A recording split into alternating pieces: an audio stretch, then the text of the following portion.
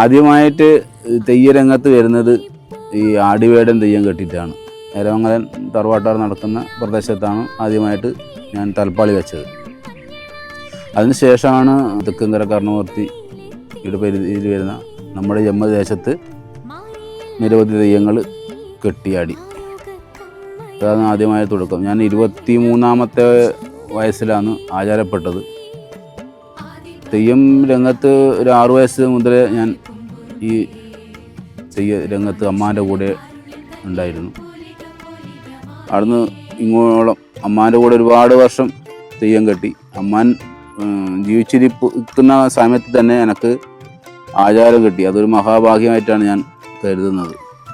നമ്മുടെ തറവാട്ട് പാരമ്പര്യം എന്ന് പറയുന്നത് ഒരു കർണമൂർത്തി മരിച്ചതിന് ശേഷം മാത്രമേ വേറൊരു കർണമൂർത്തി നിലവിൽ ഉണ്ടാവാൻ പാടുള്ളൂ എന്നാണ് നമ്മുടെ തറവാട്ട് പൂർവികർ ചെയ്ത് വന്നത്.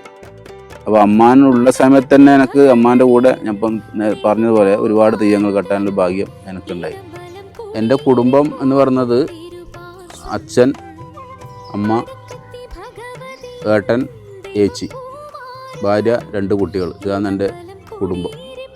അച്ഛൻ ഇന്ന് നിലവിലില്ല, മരിച്ചുപോയി. അമ്മയും ബാക്കി എല്ലാവരും കൂടി നമ്മൾ സന്തോഷമായിട്ട് ഇപ്പോൾ മുന്നോട്ട് പോകുന്നുണ്ട്.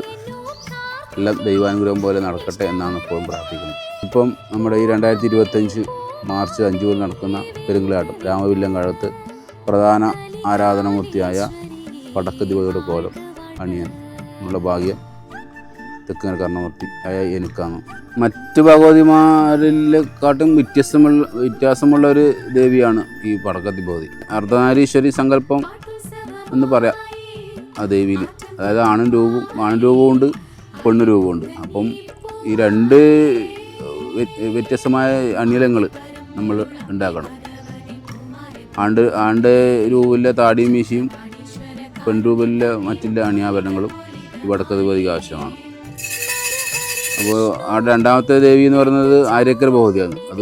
അതിൻ്റെ അവകാശം കരുളൂർ മണക്കാടന്മാർ, ഇളയ മണക്കാടന്മാർക്കാണ് എൻ്റെ അധികാരങ്ങൾ. 2 ദേവിമാരാണ് ഈ രാമവില്ലങ്കഴകത്ത്.